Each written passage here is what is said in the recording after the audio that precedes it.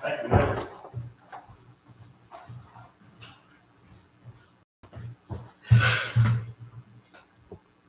Never mind. Yeah, hold up. It was on the list. There we go. Everybody all right this evening?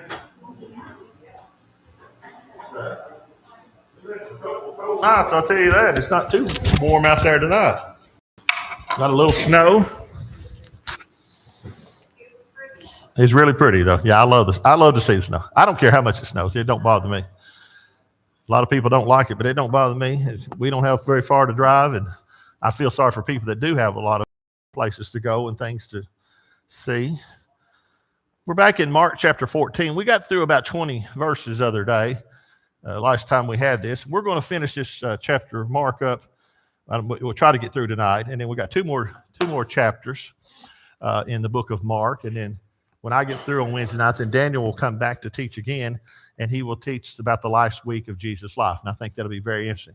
When we get to Jesus' crucifixion, we're not going to, here in the book of Mark, I'm not going to too heavily because Daniel will be teaching from all four Gospels about the crucifixion of Jesus when he starts his class just in a few weeks. So we'll be through with this in probably 3 or 4 weeks. We'll be through, and then we'll be back. Y'all will get your way. Daniel will be back, and you'll be happy ever after. So, but in Mark chapter 14, let's talk just a little bit before we get into that. Mark gets right to the point most of the time, doesn't he? Generally, when Mark writes something, he gets right to the point. He wrote more to the Gentiles. He didn't have as much proving to do to those people that the stuff about the Jewish stuff. Like Matthew had to talk to the people, the Jewish people. And so they are really changing gears. I was told one time, and I think it's right, that Bill Gates called all of his Microsoft people together years ago and said, just pretend you're driving down the road in your pickup truck or your car, and it's in drive, and you just shove it up in reverse. And he said, that's traumatic, isn't it? That's traumatic. Lots of noise, probably tears up your transmission. But he said, that's what we at Microsoft are going to do. Microsoft was originally, they made computers and hard, frames and things like that, computer frame. He said, we're not doing that. All we want to do is make the software. And was it successful? Extremely successful. He's probably the richest in the world, or if he's not, he's close to it, one of the top 2 or 3. But when you start your computer, most likely that Bill Gates is getting a cut out of it, okay? Because that's just, but that's what he could see that, okay? IBM did not understand that people would have a computer in their house. They said there'll just be 4 or 5 computers in the home, just large insurance companies. But they had no idea that everybody would be carrying one before very long. So Mark has to talk to these Gentile people, and he proves who Jesus is. There's a plot to kill Jesus by the scribes and Pharisees, okay? The religious people. Now, you can expect plots to kill people by bad guys. If this is a drug cartel, okay, they're going to try to kill somebody. Well, that wouldn't be at all surprising. But if they say, well, religious leaders are trying to kill people, that's a completely different thing, isn't it? They anointed him Mary anointed Jesus with the spikenard, the very special fragrance that was so probably worth $300 or more, and back then, and that's $1 a day was the wages back then, so a year's work. And who was really upset about this? Who was the person that was most upset about it? Which one of the apostles? Judas. And what did John say about it? What did John say about his fellow apostle? He said he was upset not because he cared about the poor, but what? He was a thief. He carried the bag, and he was a thief. That's why he cared, okay? Most of us can kind of relate to that, can't we? Most of the time, if a politician comes out and says, I'm going to raise your taxes so we can have better health care, don't like that. If a politician says, I'm going to give you a refund, like that person. Well, he's got all these other, I don't care, I like that guy. That's generally who wins most of the time, those people that can convey that message. And so we all, that where it hits us. Most people vote with their billfold, don't they? Not everybody. I don't mean everybody, but so Judas has agreed to portray. Mark don't really get into that too detailed, but how many pieces of silver would he do it for? 30 pieces of silver. What is that the common price of back then? This is a common fee paid for this type of person.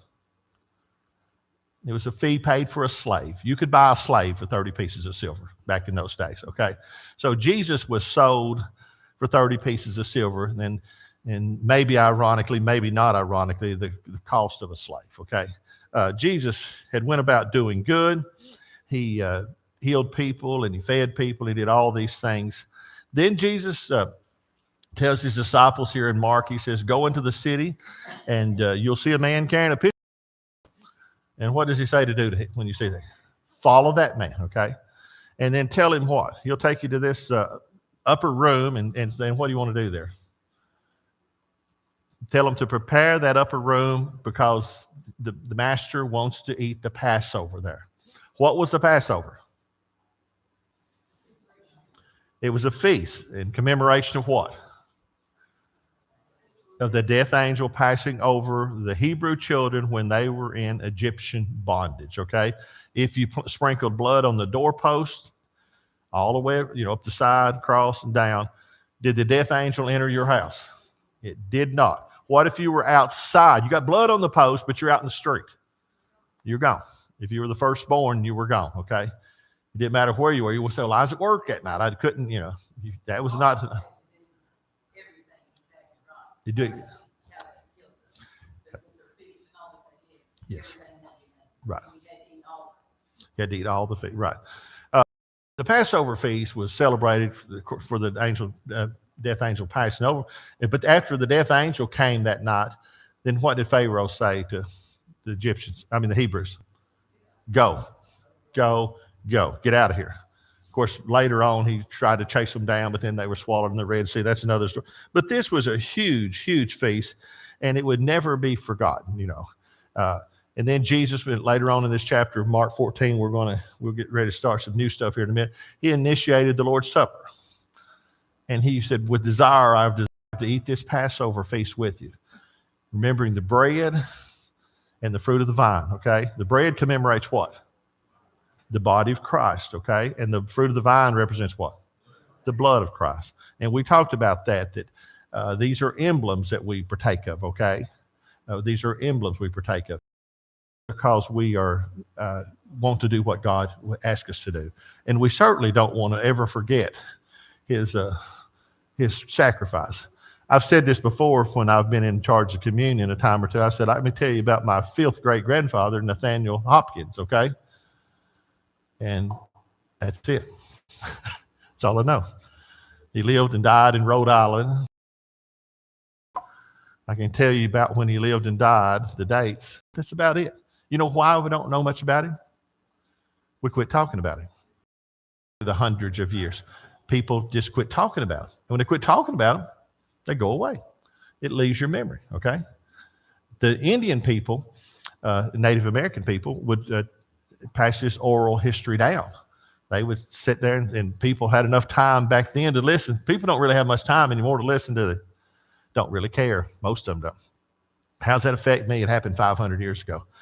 But Jesus, God knows that, and that's why Jesus instituted the Lord's Supper. Don't want to be forgotten. Don't want to be, don't do that. Anybody got any questions about any of that stuff? We've talked about these things. Why is it important for us to study the life of Jesus? So we'll know how to live, okay? Jesus tells here in this Mark 14, 17, 18, he said, one of you betrayed me. And they all said, is it I? Is it I? And he said, would better if that man had never been born. Okay. This continues. That we studied this last time. And so I don't want to get into it too deep so we can continue. So here, let's read this here, Mark 14. Let's begin right there, Mark 14:26. So they finished the Lord's Supper. Jesus has told the disciples that one of them, the apostles, that one of them would betray him. And even Judas says, "Is it I?" And he said, "Thou hast said." And Jesus told him to go, whatever you have to do, go. And he went straight to love of money.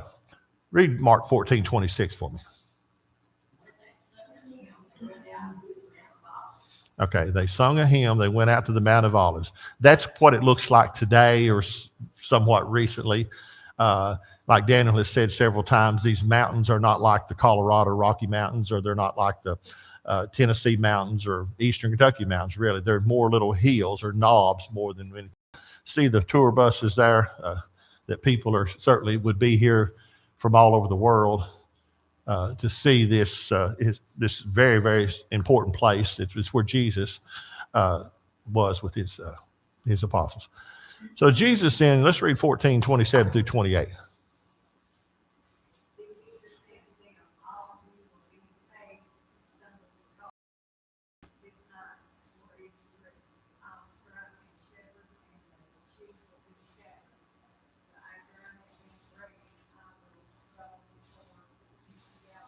Okay. And then here is the Old Testament. Someone read Zechariah 13:7.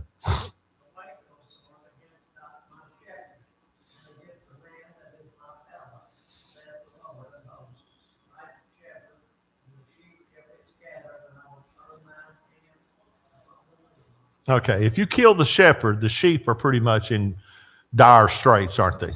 They're in very much dire straits. Sheep are not very smart.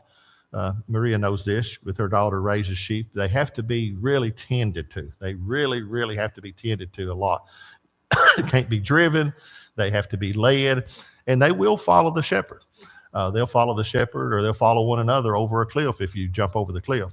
That's just the nature of sheep. Why does the Bible often refer to as Christ followers as sheep? Because we need a leader too. Because we don't know where we're going, do we? How do you get to heaven? I don't know. Somebody's got to take me there, lead me there. Can't get there by myself. I need a shepherd, okay? Jesus says, and the Bible tells us in Hebrews, that all ye like sheep have gone astray, but now return to the shepherd and bishop of your souls. That's what we're counting on Jesus. I'm figuratively holding on to his hand as tight as I can as I walk through this earth. Aren't you all? We better.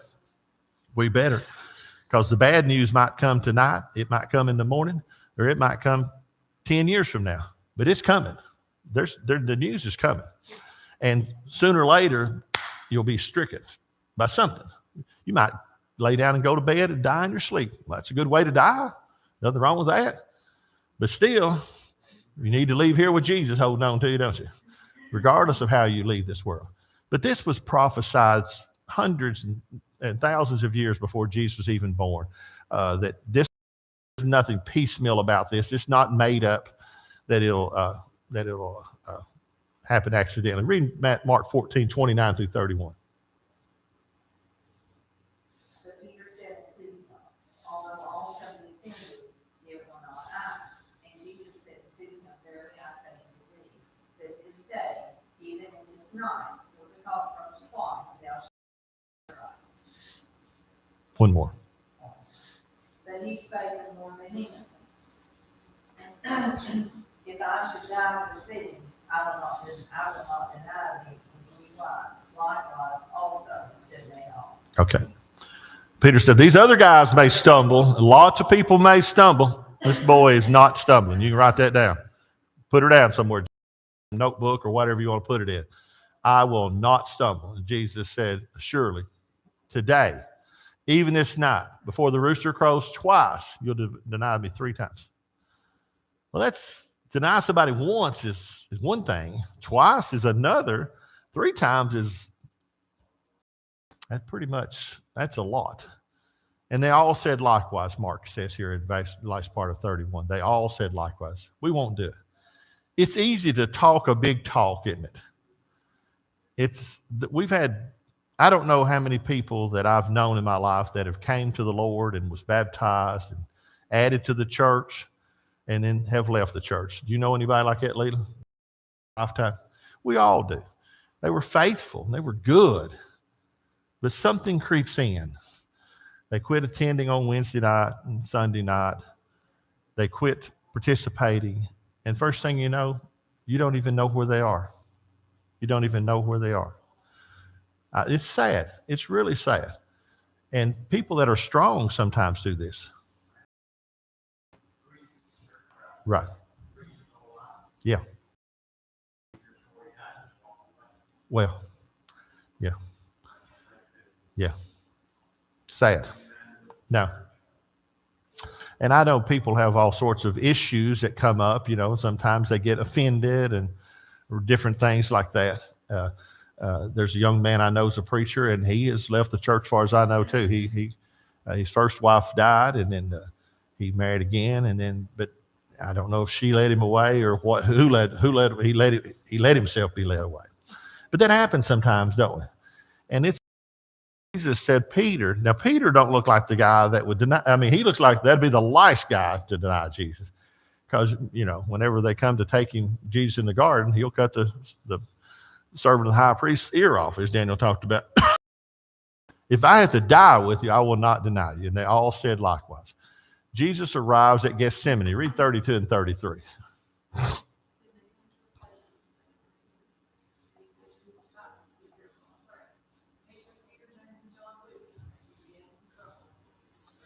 Okay, he takes Peter, James, and John with him. He don't take the other disciples. Of course, Judas is gone. He's departed. He's got his plans. Don't know what the other disciples are doing at this time, but Jesus takes Peter, James, and John. And Jesus began to be deeply distressed. When I called Billy the other night, I could tell he was troubled and deeply distressed. Well, it's hard to find the right words, isn't it, in those situations like that. I have been at funeral visitations before, and people there, they couldn't even really talk. They're so distressed. They're so emotionally fraught. And that happens. That happens, and we understand that. Jesus, though, seems exempt from that, doesn't he? He seems above that. He's the Son of God. But he is in the Garden of Gethsemane, and he is troubled and deeply distressed. I think we need to remember that always, okay? Jesus was human just like we are, and he was tempted in all points just like we are, okay?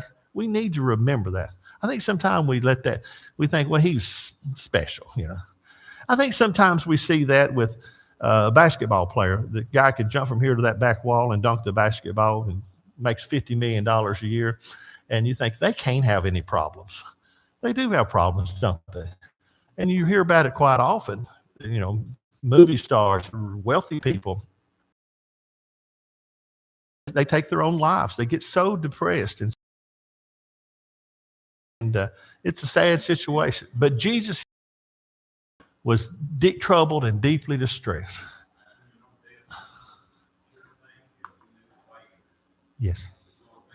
Yes. And I think it made it doubly hard for Jesus because he had all the power in the universe to stop it, just like it. I've had them searching for blood in my arms for 30 or 40 or 50 or 60 minutes at a time sometimes. And all you want them to do is just stop, don't you, David? You just want them to stop. Just stop. Linda, you had that before? Please just stop. Some people's blood comes easy. Mine never comes. Tony's doesn't come easy. You want them to stop. I don't care what happens next. Just quit poking me with that needle. You're driving me crazy. And if you could get them to stop, you probably would, wouldn't you? I mean, that's what made it. If they come to crucify me, ain't nothing much I can do about it. If they come to crucify Jesus, he could stop it just like that. And that's important. Now let's read 34 and 35.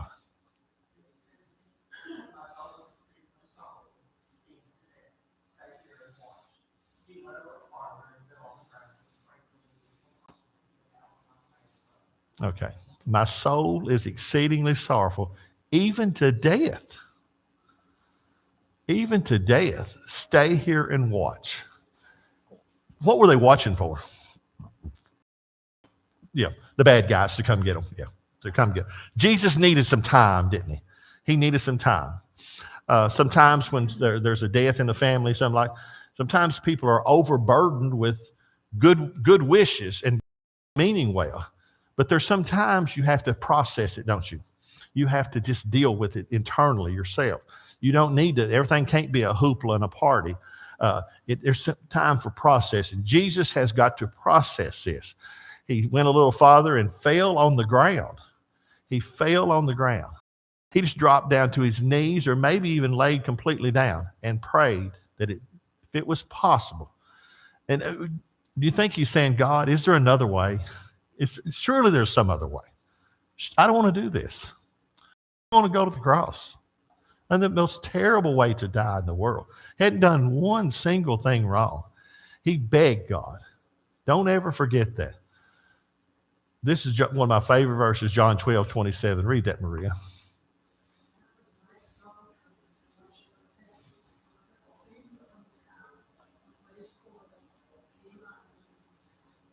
Jesus starts picking himself back up. In John, he says, should I say, Father, save me for this hour? That's the very reason I came, is for this hour. That's the very reason I came. Jesus said he came to do what? Seek and save the lost. If he don't go to the cross, if he doesn't die, if he's not resurrected, not a single soul that's ever lived will go to heaven. Not one. Innocent little 2-day-old baby. They didn't do anything wrong. They barely lived. Can't go to heaven. Jesus says, and I love John 12:27. He resurrects himself. That's what I came for. That's why we admire Jesus so much. That's why we celebrate him each first day of the week. Read verse 14:36, somebody.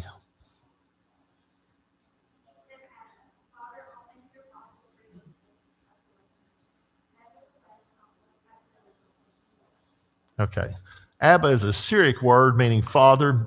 Mark does this about 5 times. He puts the actual word, the Syro-Phoenician word in there that the people would have spoken that time. It just means father. Father, Father, all things are possible. Take this cup away from me, but not what I will, but what you will. Is that our prayer? It should always be our prayer. Always. I've told you this before. When they roll me back into the room where they're going to put you to sleep or whatever, God, whatever your will is. And I really mean that. And I know you guys mean that too, because we have faith. We have faith. Whatever your will is, Father. Jesus begs his Father to save him. 37:38.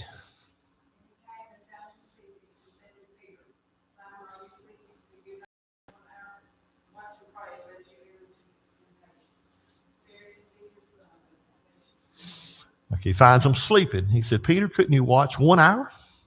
1 hour is not too long to wait. Sometimes we wait longer than that, don't we, for whatever. Not too long. Could you not watch 1 hour? Yes. Yes. Yes. And it's very disappointing if you put somebody on guard duty and they go to sleep. In the Army, you probably get shot if you're in a war zone. Okay? But there's times you're just exhausted, aren't you? I don't know how long these men had been up.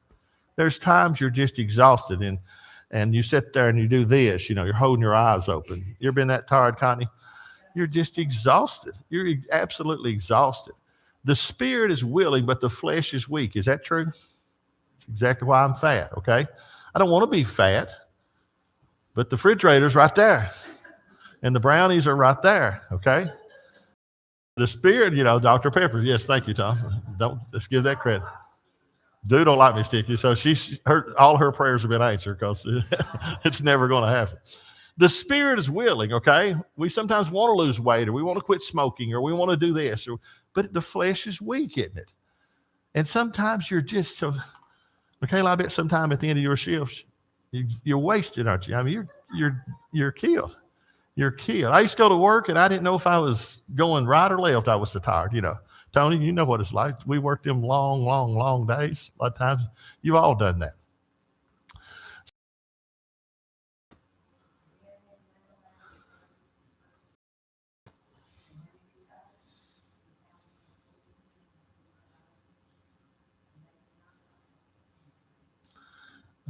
I came home from work one time after been post office not too long, and I was sleeping about 2 hours a night, laid down on the couch, and doorbell rang, and I woke up, and I thought, well, I have gone completely blind because my eyes were swelled shut. They would not open. And they'd always had open, but they didn't open that time. I walked to the door blind, maybe seeing just a smidgen. I thought, well, I can't see. I've lost my sight. And you know why they were that way? It was exhausted. The body was saying, you get your hind end back on that couch. Thank goodness whoever was there was gone. Well, I guess he's gone. I really couldn't see him. But you all been that tired. You've been that tired. You just can't go. I spent nights with Dad at the hospital and slept on the carpet with no pillow, no blanket. That's not very much fun. And you wake up the next day and your hair is standing everywhere and you're just a zombie. You're just a zombie. You're exhausted. You're killed. They didn't know what to answer. They just knew that this sleep deprivation is in front and center. Yeah. Nothing was in it. No. No. Right. If you go without sleep long enough, what will happen to you? You will die. Most people, that never happens because their body just says, I don't care if you're driving the car, you're going to sleep. It's time to go to sleep, and you fall over. People die all the time in car wrecks because they go to sleep. Not because they're lazy, it's because they're exhausted. And of course, some people sleep more than others and require more sleep than others. But these guys are exhausted. Jesus is frustrated, I think, with them, aggravated with them, but he understands as well. He's exhausted too. Okay, then 41:42.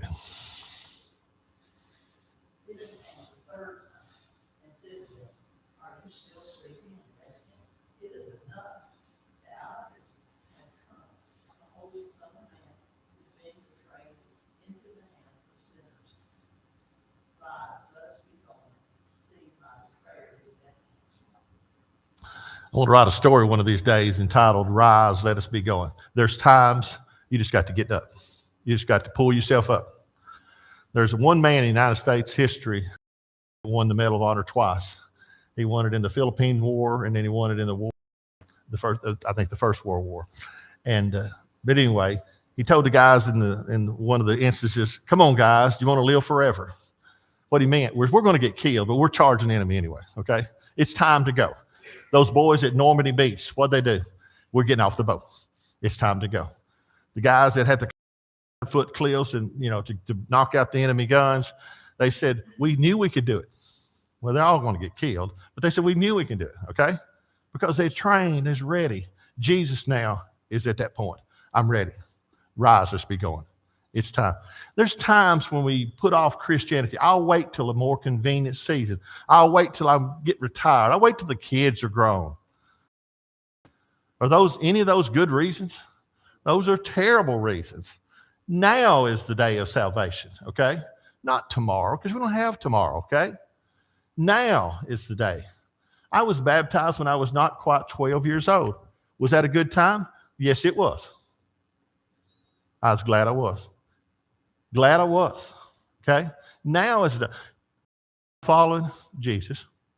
He's walking out of there to the cross. I'm walking out there to a life of pretty well leisure. He's walking to the cross, and he says, let's be going. Arise, let us be going.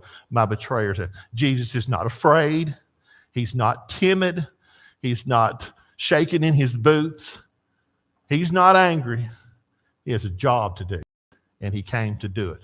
His job was to seek and save the lost. This is how it's going to happen. While Jesus is speaking, here's what happens in 43 through 45.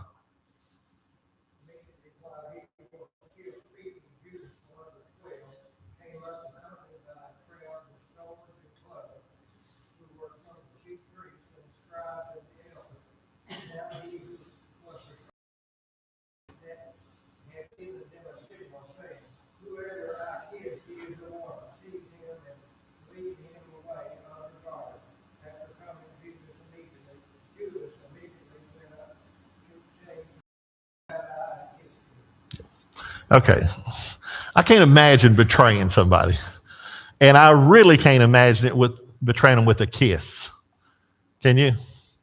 That seems to maybe a point, That's him. A kiss. Teacher, teacher. Rabbi, rabbi. This is not good, okay? This is not good. Why did they need Jesus pointed out? No, they really didn't know him. They had no pictures. You know, we got pictures of everything. There's not anything you can do anymore that somebody don't video. You can walk down the street here tonight, and video cameras will get you on the street. If you're just walking your dog down the street, they can see that. Okay,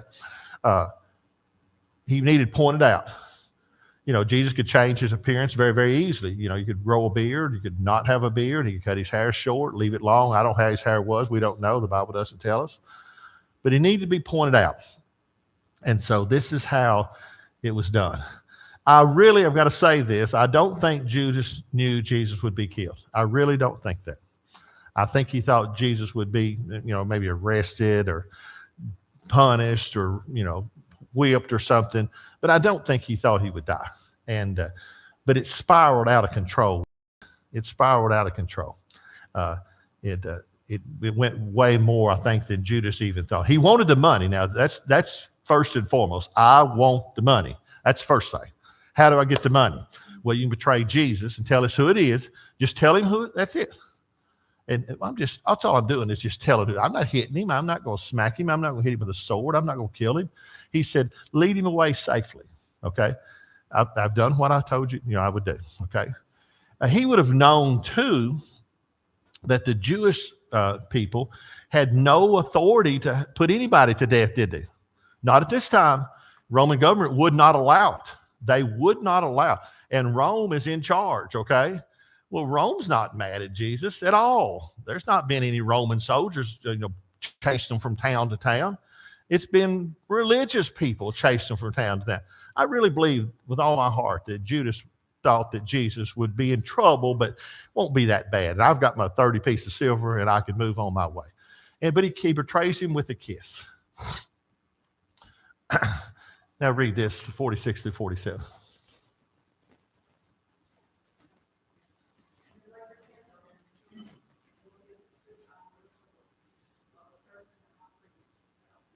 Okay, I put these in the highlight part there. Peter grabbed the sword, Mark just doesn't say that, and struck the servant, Malchus, the servant of the high priest, and cut off his ear.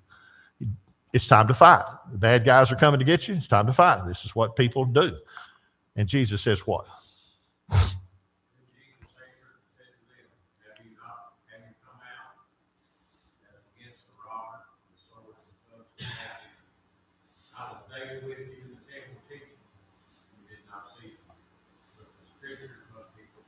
But the scriptures must be fulfilled.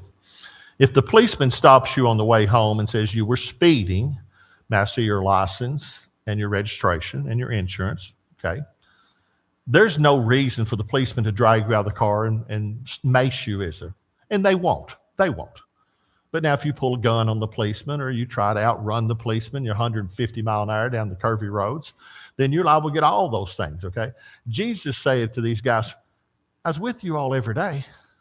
Have you come out like I'm a robber? I haven't done anything. I haven't stolen anything. I haven't done anything. But he said, Jesus understood why it happened, but he just had to ask him that question. Now read Mark 14, 50 through 52.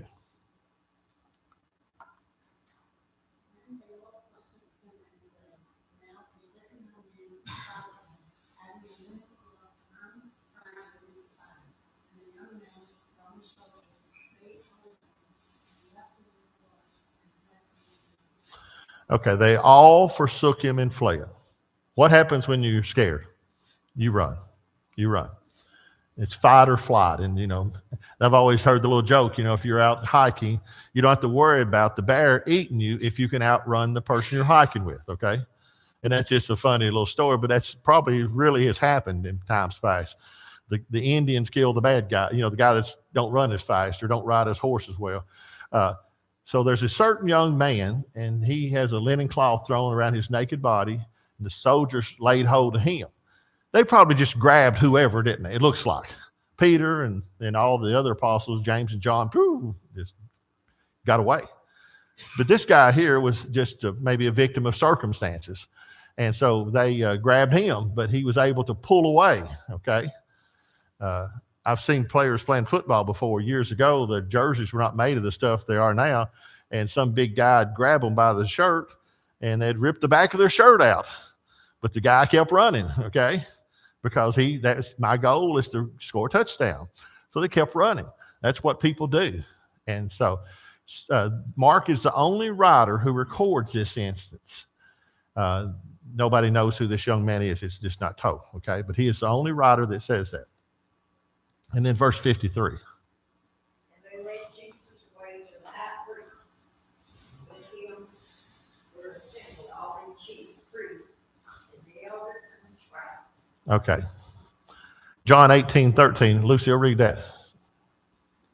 Whoever's got it. No, just read off the board. And led him away to Annas first, where he was the father-in-law to Stephen, Caiaphas. which was the high priest that same year. Okay, so they take him to this one priest, and he's the father-in-law to Caiaphas, who was the high priest. Okay, the high priest is kind of the main guy. Okay, in the Jewish system of things. Okay, and the high priest is the only person that can go into the Holy of Holies and to offer sacrifice to God. And how often were allowed to do that? One time a year. One priest, one time a year. Okay, that was symbolic of God's presence. And so you had to go to the high priest. If you want to talk to God, you had to go through the high priest. You had to go through these other priests too. So they take him to Caiaphas, okay? That's John. I just put that up there so we could see what John said about it. Verse 54. And Peter followed him afar off, came into the palace of the high priest, and he sat with the servants and warmed himself at the fire. Okay, so Peter is following afar off, okay? He don't want to be in trouble, does he? He's kind of laying low, okay? Now read 55 through 59.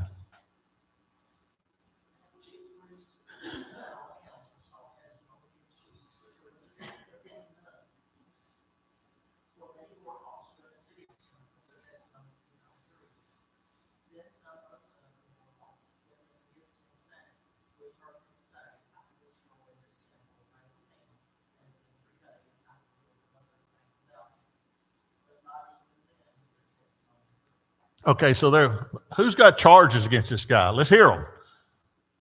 Start telling things, okay? How long did it take to build the temple? No. The real temple. How long did it take to build it? The big edifice that they worship God in. Took years, okay? I think 40 years, okay? So this guy here, well, somebody says, well, he said he'd tear the temple down, he'd build it back in 3 days.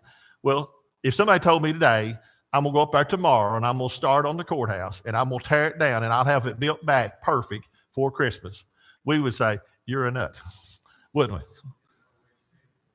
No. Didn't know which temple this stuff. Wouldn't we say that about the courthouse?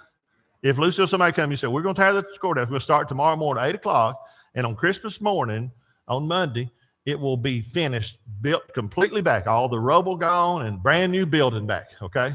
You say, you are a nut. I mean, you wouldn't say it, maybe you might not say it, but you'd think it. And that's what's going on here. Well, he said he's going to build the temple back in 3 days. Well, he's just a nut. They're not going to put you in jail for that.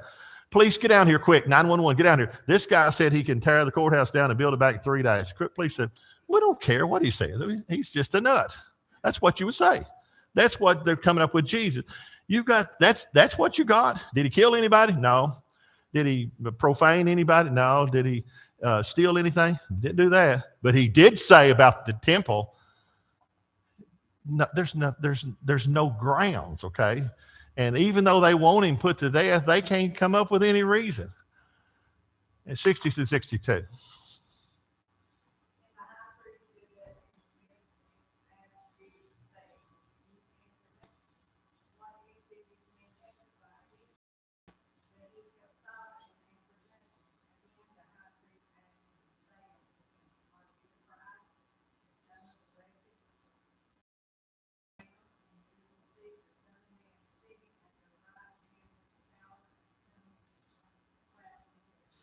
Okay.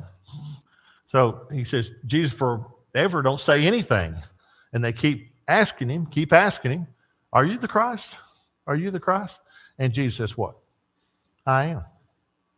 And you'll see the Son of Man sitting at the right hand of the power and coming with the clouds of heaven. Okay? When Stephen was stoned to death not long after this, in Acts chapter 7, he said, I see the Son of Man sitting at the right hand of God. Okay? I see the Son of Man. Jesus will return to us in the clouds of the heaven and meet us. We will meet him in the air. Okay? Well, all that stuff about building the temple was one thing. This here, he has blasphemed, okay? Does the Roman government care that he blasphemed? Not in the slightest. They've got multitudes of gods, okay? And he says that I'll be sitting at the right hand of God. They don't care. Of course, the Roman government's not involved just yet, other than the soldiers that took him. But this infuriates the Jewish people, doesn't it? Have you ever known of anybody who said they were Jesus? David Koresh said he was Jesus, I think. There's been people in the world that's claimed to be Jesus, and sometimes their followers get in bad straits because of that, okay? Because they're not Jesus, okay? They're not Jesus. But sometimes we dismiss those people, don't we? We don't want to put them to death. We don't want to do that. But these people, they are so fanatical about it, they want him put to death. And in verse 63 and 64.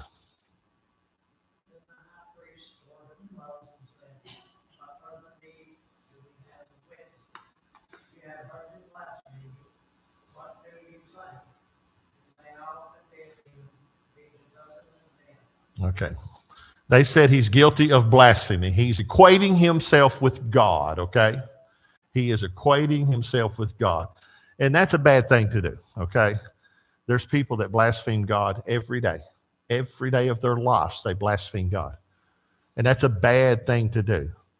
We do not ask God to strike them down and kill them on the spot. But that's what they're asking right here. They want Jesus put to death because he equated himself with God, okay? And they don't know the real story here. But so all the Jews, there's no question, all the Jewish hierarchy, they want him put to death, okay? Now, these men have seen what Jesus has done. Paul would tell Apollos later on, he said, this wasn't done in a corner. All Judea went out to be baptized of John, and all Judea. And the whole country seemed like was listening to Jesus preach and teach, seeing the miracles that he did. We just talked about that with Daniel's class. They knew it. And they still hated him with such a passion. Isn't that sad? Isn't that sad that you would hate somebody who all they did was good, okay? We can't comprehend that. We can't wrap our minds around it. Okay, continue, verse 65.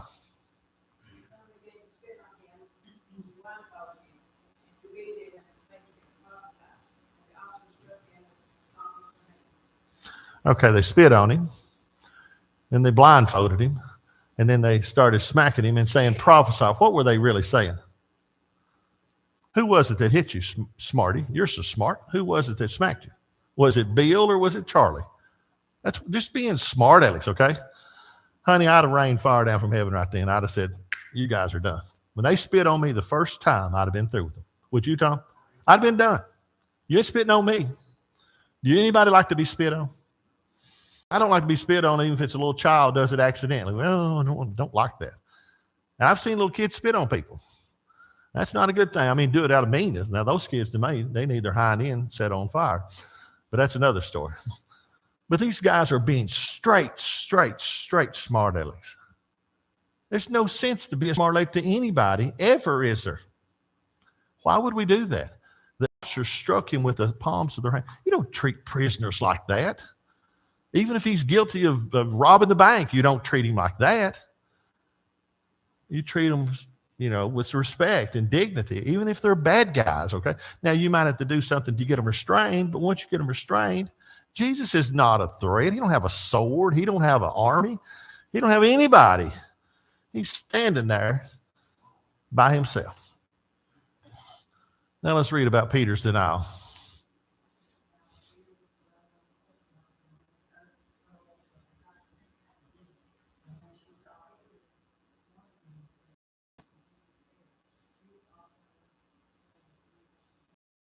Okay, this is just a little servant girl. She's a servant of the high priest. She sees Peter, and she looks at him and says, "He is with you." She'd seen him. She was able to identify. You were with Jesus of Nazareth. What did he say?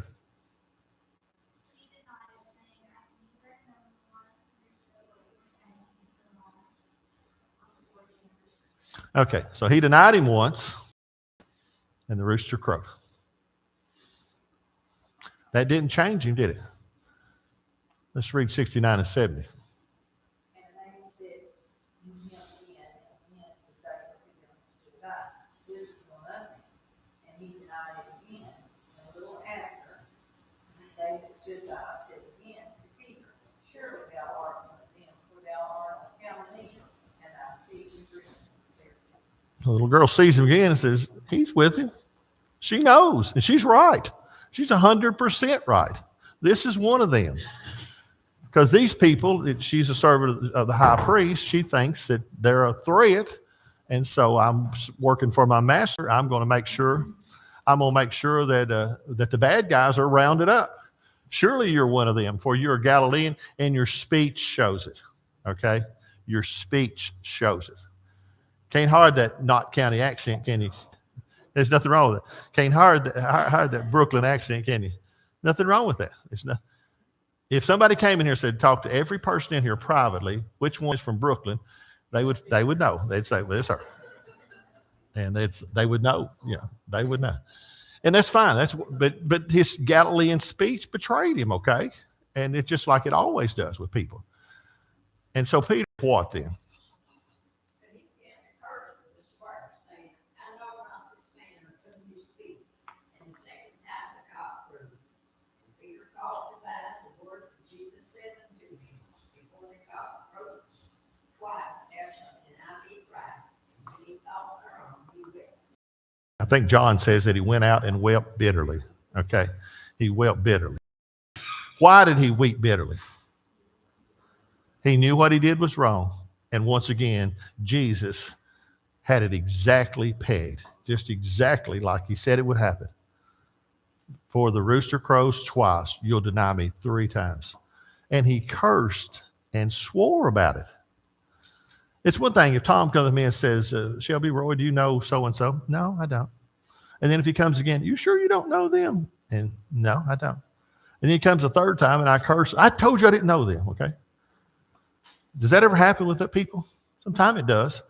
Did I see you with another woman? You didn't see me. Did you see I see you with another woman? You didn't see me. The third time, people sometimes will cuss and swear, won't they? They don't want in trouble, okay?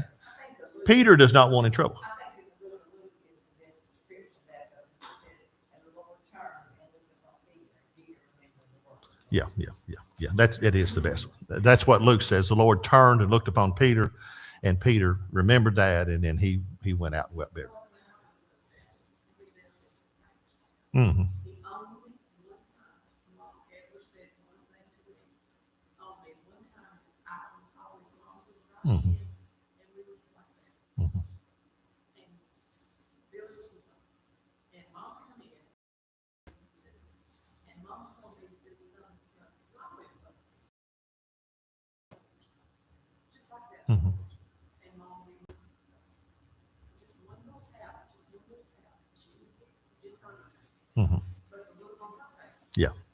And 62 years later, Do you remember? that is, it kills me. Yeah. I made my mom. Yeah. It's like Ben said that the exact same thing the other day. Whenever he disappointed grandma or his mom or somebody like that, that was the worst punishment, much worse than anything else. Peter will never be the same again, will he? He will never be the same again. He thought he was brave. He thought he was courageous. He thought he was tough. And he found out he was a coward.